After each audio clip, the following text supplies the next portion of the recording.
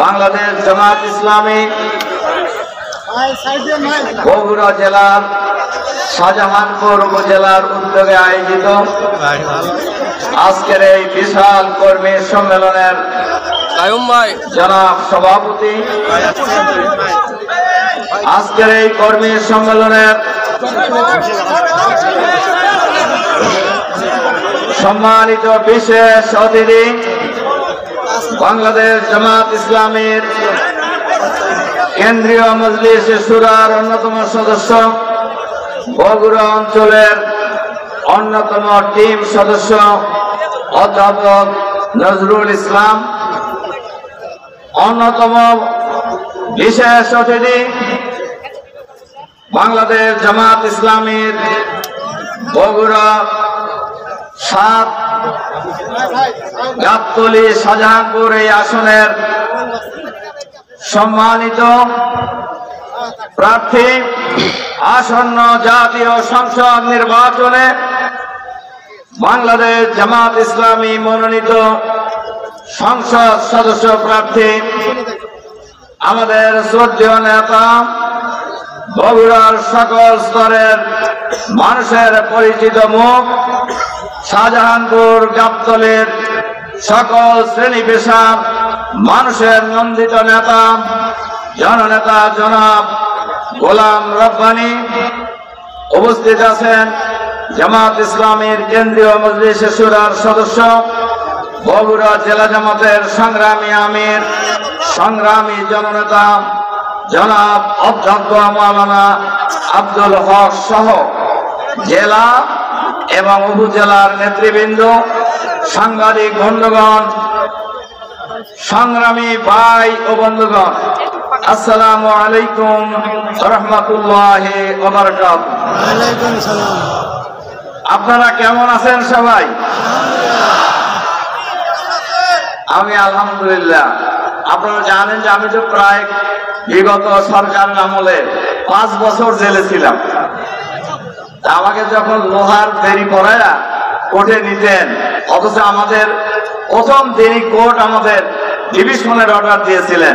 Division তো বোঝেন, প্রথম শ্রেণীর জেল, 1st ক্লাস জেল, কিন্তু আমাদেরকে ডিভিশন তো দেয়ই নাই, বরঞ্চ আমাকে কোমরে লোহার বেরি, 2 পায়ে লোহার বেরি পরিয়ে কোর্টে আনা নেওয়া করতেন। আমি দেখতাম আমাদের কোর্টে যারা যেতেন, আমাদের বাইরেও যে সকল নারী এবং পুরুষরা যেতেন, আমার পায়ে লোহার বেরি দেখে আমি দেখতাম তাদের চোখ দিয়ে টক টক করে পানি পড়ছে।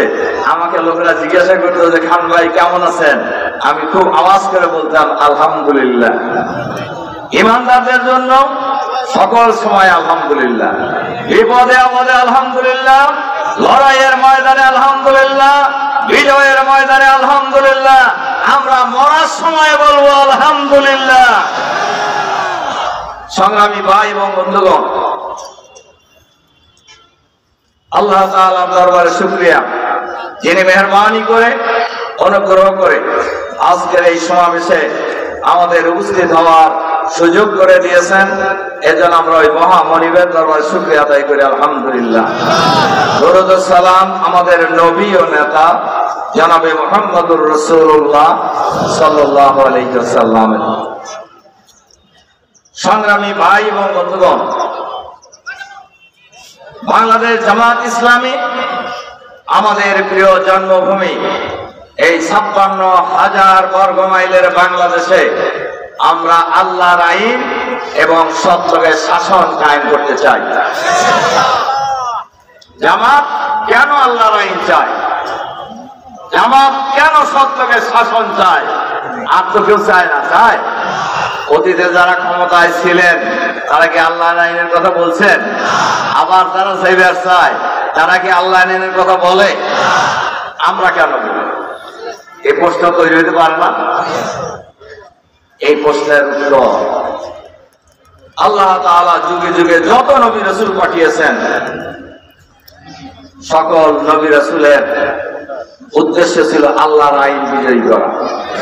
বিশেষ করে আমাদের নবী বিশ্ব নবী মুহাম্মদুর রাসূলুল্লাহ সাল্লাল্লাহু আলাইহি ওয়াসাল্লামকে এই পৃথিবীতে পাঠানো হয়েছে আল্লাহর আইন চালু করার জন্য। হুয়াল্লাযী আরসালা রাসূলাহু বিল হুদা ওয়া দীনিল হক লিইয়ুযহিরাহু আলাদ দীনি কুল্লি। তিনি সেই মহান সত্তা যিনি বিশ্বনবী মুহাম্মদ রাসূলুল্লাহ সাল্লাল্লাহু আলাইহি সাল্লামকে দ্বীনে হক সহকারে কোরআন সহকারে পৃথিবীতে পাঠিয়েছেন, আর যাতে করে মানুষের তৈরি করা যত আইন আছে সমস্ত আইনের মূলোৎপাটন করে আল্লাহর আইনকে বিজয়ী করতে পারে। মুহাম্মদ সাল্লাল্লাহু আলাইহি সাল্লামকে কার আইন চালু করার জন্য পাঠানো হয়েছিল? আমরা যারা মুহাম্মদ সাল্লাল্লাহু আলাইহি সাল্লামকে নবী বলে মানি, কারা কারা মানি নবী বলে মুহাম্মদ সাল্লাল্লাহু আলাইহি সাল্লামকে?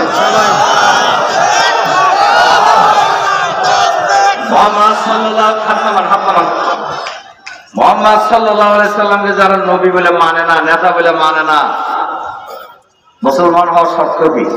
লা ইলাহা ইল্লাল্লাহু মুহাম্মাদুর রাসূলুল্লাহ। কি ঠিক আছে কিনা?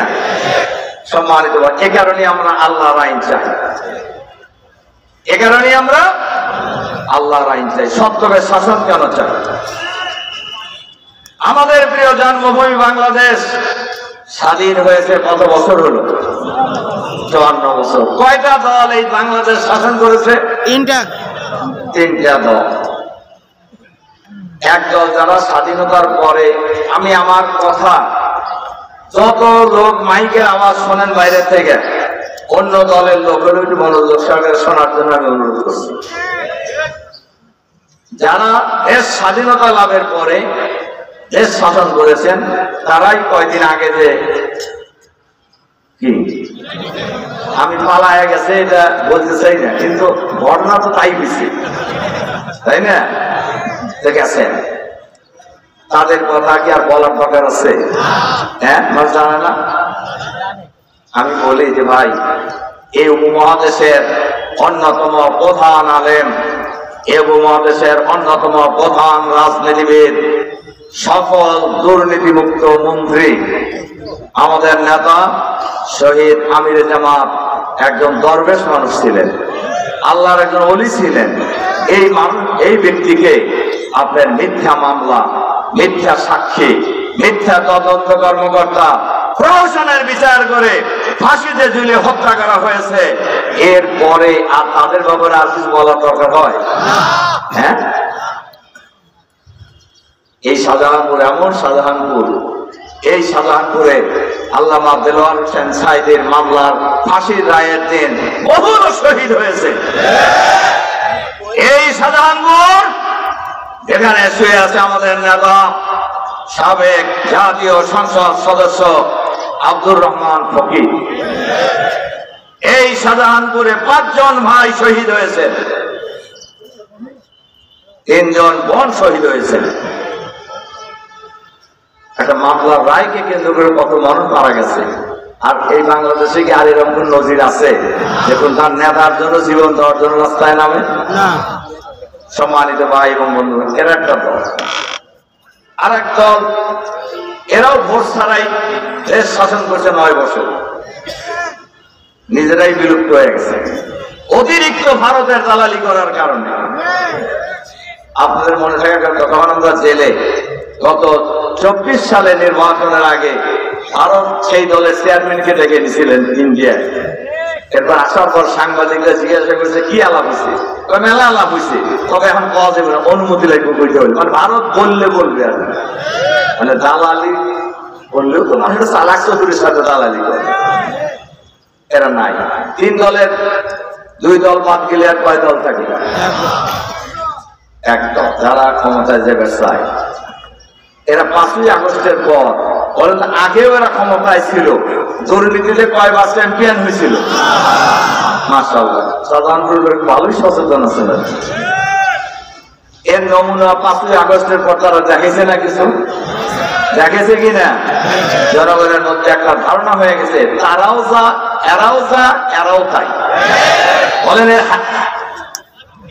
এরা বুঝছেন তো, এরা মানে বুঝছেন তো, মানুষ এটা বুঝে গেছে যে এদের মধ্যে কোনো পার্থক্য নাই।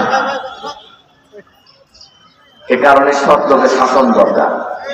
জামাত এই কারণে সত্যকে শাসন চায়। জামাত এই লোক এ কারণে আচ্ছা বলেন তো দেখি, সত্যকে চাঁদাবাজি বন্ধ আপনারা চান কিনা? সন্ত্রাস খুনাখুনি বন্ধ চান কিনা? আপনারা দেখবেন 5ই আগস্টের পর থেকে বাংলাদেশে প্রায় 200 লোক মারা গেছে। এর অধিকাংশ লোক হলো একটা দলে। এবং তারা মারা গেল কেন? হ্যাঁ, ভালো চোখে আমরা এখানে দেখি মারা গেছে 2টা কারণে। একটা হলো টেম্পো স্ট্যান্ড, বাস স্ট্যান্ড, এরপরে আপনার রিক্সা স্ট্যান্ড দখলকে কেন্দ্র করে আর ভাগাভাগিকে কেন্দ্র করে। যে দলের কাছে নিজের দলের কর্মীরা নিরাপদ নয়, যে দলের কাছে নিজের দলের নেতারা নিরাপদ নয়, সেই দলের কাছে বাংলাদেশের জনগণ নিরাপদ হতে পারে না। সেই দলের কাছে বাংলাদেশের সীমানা নিরাপদ হতে পারে না। সেই দলের কাছে বাংলাদেশ নিরাপদ হতে পারে না। এ কারণে আমরা সত্যকে শাসন চাই। একটু সলমান একটু বলুন। এ কারণে আমরা সত্যকে শাসন চাই। এই কথাটা মানুষের কাছে বলতে পারবেন না কেন আমরা আল্লাহর আইনের সত্যকে শাসন চাই? এ কারণে আমরা লক্ষ্য করে দেখবেন বাংলাদেশের গ্রামে গঞ্জে, শহরে, নগরে, বন্দরে, বাংলার প্রতিটি প্রান্তরে রাষ্ট্রদল থেকে সচিবালয়ে নতুন স্লোগান উঠেছে, সব দল দেখা শেষ, গাড়ি পাল্লার বাংলাদেশ। এবং আমরাও বলছি, আমরা জনগণের কাছে আবেদন করছি, আপনারা সবাইকে দেখছেন, একবার আমাদেরকে দেখেন, আমাদেরকে দেখেন। এবং আপনারা লক্ষ্য করে দেখছেন এটাও সারা বাংলাদেশে ইসলামের পক্ষে, জামাত ইসলামের পক্ষে, চাঁদাবাজের বিরুদ্ধে, দুর্নীতির বিরুদ্ধে নতুন জোয়ার তৈরি হয়েছে। আরেকটা কথা বলে দেয়, 5ই আগস্টের পর একটা দল পালায় যাওয়ার পর আর একটা দল নিজেদেরকে মালিক মালিক ভাব হয়ে গেছিল। তারা মনে করতেছিল যে এবার আমরা ছাড়া আর কে আছে? বাংলাদেশ ওই জায়গায় আছে? বাংলাদেশ ওই জায়গায় নাই। সেই দলের একটা সিনিয়র নেতাকে ঢাকা বিশ্ববিদ্যালয়, প্রাচ্যের অক্সফোর্ড খ্যাত, বাংলাদেশের সেকেন্ড পার্লামেন্ট খ্যাত ডাকসু নির্বাচনের আগে সাংবাদিকরা জিজ্ঞাসা করেছিলেন, 3 দিন পরে ডাকসু নির্বাচন, কি বুঝতেছেন? কেন ভাবটা দেখেন, কেন ছাত্র দল পূর্ণ প্যানেলে বিজয়ী হবে? সেই সাংবাদিক আবার পাল্টা জিজ্ঞাসা করছে যে ভাই ভোট তো এখনো 3 দিন বাকি, কেমনে বুঝছেন পূর্ণ প্যানেলে বিজয়ী হবে? ঢাকা বিশ্ববিদ্যালয়ের ছাত্রছাত্রীরা ছাত্র দল ছাড়া কাজ করছে, মানে জমিদারি ভাব আর কি, মানে টাকার ভোট দিতেই হবে, যতই চাঁদাবাজি করুক আর সন্ত্রাস করুক। কিন্তু বাংলাদেশ কি সে জায়গায় আছে? ওখানকার ছাত্রছাত্রীরা কি দিছে? দিছে না। খালি ওখানে না, বাংলাদেশের সবচাইতে বড় বিশ্ববিদ্যালয় যে 4টা, সর্ববৃহৎ এবং পুরনো বিশ্ববিদ্যালয়, ঢাকা বিশ্ববিদ্যালয়, চট্টগ্রাম বিশ্ববিদ্যালয়, রাজশাহী বিশ্ববিদ্যালয়, জাহাঙ্গীরনগর বিশ্ববিদ্যালয়, এই 4টি বিশ্ববিদ্যালয়ে বাংলাদেশ ইসলামী ছাত্র শিবির পূর্ণ প্যানেলে বিজয়ী হয়েছে। এবং ভোটের ব্যবধান কত জানেন? কোথাও 3 গুণ, কোথাও 4 গুণ, কোথাও 5 গুণ। মানুষ পরিবর্তন চাচ্ছে। আমাদের নেতা গোলাম রব্বানী ভাই বলতেছিলেন স্লোগানের কথা, এই স্লোগানটা কাম হইতেছে না। ঢাকা বিশ্ববিদ্যালয় নির্বাচনের আগেও তারা বলছিলেন আর রাজাকার। আচ্ছা গল্প দেখি, ঢাকা বিশ্ববিদ্যালয়ে যারা পড়ে ওদের রাজাকার হওয়ার বয়স হয়েছিল? বলে হয়েছে কিনা? আর বাপেরও জন্ম হয়নি অনেকে, ঠিক না? তার কারণ ঢাকা বিশ্ববিদ্যালয় পরে হলো 18, 19 থেকে 25 বছরের মধ্যে ছেলে মেয়েরা, এদের বাপের বিয়েও হয় নাই অনেকের, বিয়ে তো বাপের জন্ম হয় নাই। বলছিল রক্কারে শিবির, ওটা শুনছে ছাত্ররা। ছাত্রীদেরকে যখন সাংবাদিকদের জিজ্ঞাসা করছে যে আপনারা ছাত্র শিবিরকে ভোট দিলেন কেন, অথচ আপনারা তো পর্যটন করেন না। ছাত্র শিবিরকে ভোট দিচ্ছি কয়েকটা কারণে। 1 নম্বর হলো ছাত্র শিবিরের বিরুদ্ধে তারা যে অভিযোগ আনছিলেন এরা রক কাটে, সন্ত্রাসী, কিন্তু আমরা 1 বছরে ক্যাম্পাসে তার নমুনা কিছুই দেখিনি। 2 নম্বর ছাত্র শিবিরের ছেলেরা মেধাবী, 3 নম্বর ছাত্র শিবিরের ছেলেরা ভদ্র, 4 নম্বর ছাত্র শিবিরের ছেলেদের আচার আচরণ ভালো, 5 নম্বর ছাত্র শিবিরের ছেলেরা মেয়েদের ওন্না টেনে ধরে না। কেন ভোট দিছে একজন ছাত্রী সে কথা বলতেছে। তার এর অর্থ কি? এর অর্থ হলো বাংলাদেশের মানুষ আর আগের জায়গায়। আর একটা কথা বলে দেয়, এই যে জুলাই বিপ্লব হয়েছে, এই জুলাই বিপ্লব কোন দলের নেতৃত্বে হয় নাই, কোন নেতার নেতৃত্বে হয় নাই। যে ঢাকা বিশ্ববিদ্যালয়ে ইসলামী ছাত্র শিবির পূর্ণ প্যানেলে বিজয়ী হয়েছে, এই ঢাকা বিশ্ববিদ্যালয়ের ছাত্ররা প্রথম কোটা সংস্কারের দাবিতে আন্দোলন শুরু করেছে এবং সেই আন্দোলনে এক পর্যায়ে সরকার পতনের আন্দোলনের রূপ নেয়। যে আন্দোলনে বাংলাদেশের কৃষক, শ্রমিক, রিক্সাওয়ালা, ভ্যানওয়ালা, ঠেলাওয়ালা, বিশ্ববিদ্যালয়ের ভাইস চ্যান্সেলর, শিক্ষক, কর্মকর্তা, কর্মচারী, সর্বস্তরের মানুষ অংশগ্রহণ করেছিল। যে জুলাই বিপ্লব, এই বিপ্লবে শহীদ হয়েছে প্রায় 2000 লোক, আহত পঙ্গু হয়েছে প্রায় 40,000 লোক। বাকি লোক মরে গেছে না বেঁচে আছে? আছে নাকি? কাজেই আপনারা বাংলাদেশকে যেভাবে নিয়ে যাবে সেভাবেই যাবে, এটাকে মনে করার কোন কারণ আছে? বাংলাদেশের মানুষ ইতিমধ্যেই বুঝিয়ে দিয়েছে এই বাংলাদেশ কোন কারোর বাপের বাংলাদেশ নয়, এই বাংলাদেশ কোন পরিবারের বাংলাদেশ নয়, এই বাংলাদেশ বাংলাদেশের 18 কোটি মানুষের বাংলাদেশ। এই বাংলাদেশ কিভাবে পরিচালিত হবে এরা নির্ধারণ করবে বাংলাদেশের জনগণ আগামী দিনে ইনশাআল্লাহ। ইলেকশন কমিশনের সাথে আমাদের মিটিং হয়েছিল, বড় দল ছোট দলের আলোচনা করছিল। আমরা সেখানে বলছি যে ভাই, বড় আর ছোট এটা ঠিক হবো আগামী নির্বাচন, কারা বড় আর কারা। আমি সেখানে বলছিলাম ঢাকা বিশ্ববিদ্যালয়ে এক দল এক সময় বড় ছিল, এখন আরেক দল বড় হয়ে গেছে। বাংলাদেশের হইতে পারে না? বলেন হইতে পারে কিনা?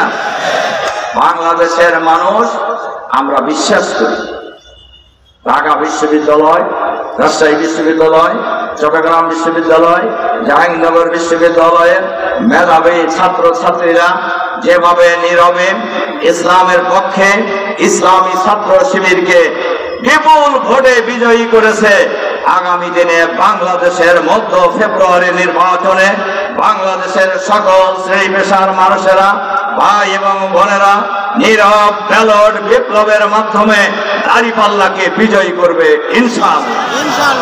ইনশাআল্লাহ। আমাদেরকে সাংবাদিকরা জিজ্ঞাসা করে যে জামাত যদি জনগণের ভোট নিয়ে রাষ্ট্র পরিচালনার দায়িত্ব পায়, আপনারা 1 নম্বরে প্রায়োরিটি কি দিবেন? আমরা বলি আল্লাহ তাআলা যদি মেহেরবানি করে জনগণের সমর্থন নিয়ে আমাদেরকে রাষ্ট্র পরিচালনার দায়িত্ব দেয়, আমরা দেশের রাজা হব না, আমরা জনগণকে প্রজা বানাবো না, আমরা হব দেশের সেবক, আর বাংলাদেশের জনগণ হবে আমাদের ভাই এবং বন্ধু। আমরা সবাই মিলে আমাদের এই প্রিয় জন্মভূমি বাংলাদেশকে আমরা ঢেলে সাজাবো ইনশাআল্লাহ। আর আমরা 1 নম্বরে প্রায়োরিটি দিব, আমরা বাংলাদেশকে কারাপশন ফ্রি বাংলাদেশ বানাবো, দুর্নীতি মুক্ত বাংলাদেশ বানাবো। যদি বাংলাদেশে দুর্নীতি বন্ধ করা যায়, আগামী 5 বছরের ব্যবধানে বাংলাদেশ বিশ্বের দরবারে মাথা উঁচু করে দাঁড়াবে ইনশাআল্লাহ। আপনার পরিসংখ্যান এসেছে, ভালো শোনেন এই কথাটা। সব যে পরিমাণ টাকা বিদেশ থেকে ঋণ আনা হয়েছে গত সরকারের আমলে, প্রায় 96,000 কোটি মার্কিন ডলার, আর বিদেশে পাচার হয়েছে 98,000 কোটি মার্কিন ডলার। বেশি না কম? যদি খালি দুর্নীতিটা বন্ধ করা যায়, কোন ভিক্ষাবৃত্তি ছাড়াই, বাংলাদেশ এর চেয়ে ভালো চালানো এবং আমরা সেটা ভালো চালাবো ইনশাআল্লাহ। আল্লাহ তাআলা যদি আমাদের রাষ্ট্র পরিচালনার দায়িত্ব দেয়, আমরা আগামী দিনে বাংলাদেশে কোনো বেকার থাকবে না ইনশাআল্লাহ। বেকারদের জন্য আমরা একটু একটু একটু, আরে ভাই আপনারা তো